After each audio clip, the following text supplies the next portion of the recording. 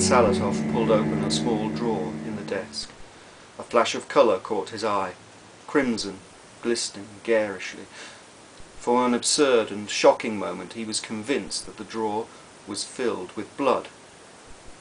But as he pulled it to its full extent, he saw the brilliant red was contained within a narrow rectangle.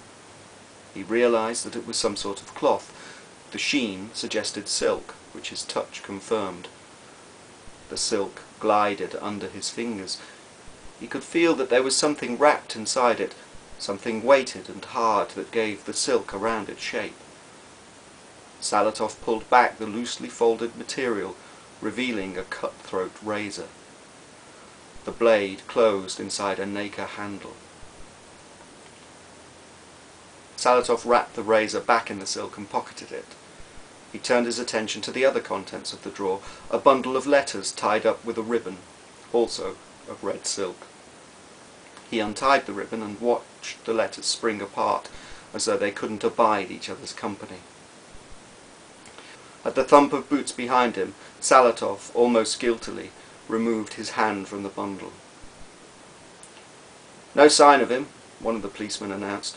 "I told you," said Afanasy. Salatov said nothing.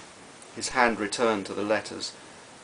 He lifted the first one and read, "I have never loved you, any more than I have loved any man. I have tried on the idea of loving you, as I might a dress, but it did not fit. I could not walk freely. I was not myself. You might even say the idea of loving you clashed with my complexion. Console yourself with the knowledge that I do not love Nariskin. The idea of loving Nariskin is absurd. Nariskin is absurd. But the idea of marrying Nariskin is not absurd. Nariskin is a prince. I have always dreamed of marrying a prince. The fact that he is rich is also in his favour. If only you had been richer, I might have married you. If you had been richer, you would not have sullied yourself and insulted me by that shameful act. Poverty cannot but be shame. Of course, it is horribly cruel of me to confide this to you, of all people. I do it so that you should know the character of the woman who has betrayed you, so that you might feel less torment at my betrayal. I do it out of kindness and generosity. I do it to set you free. Consider yourself to have had a lucky escape.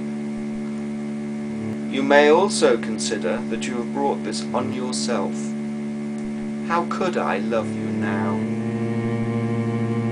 In the same spirit, let me inform you that I have tried on the idea of loving many men, and none of them suited.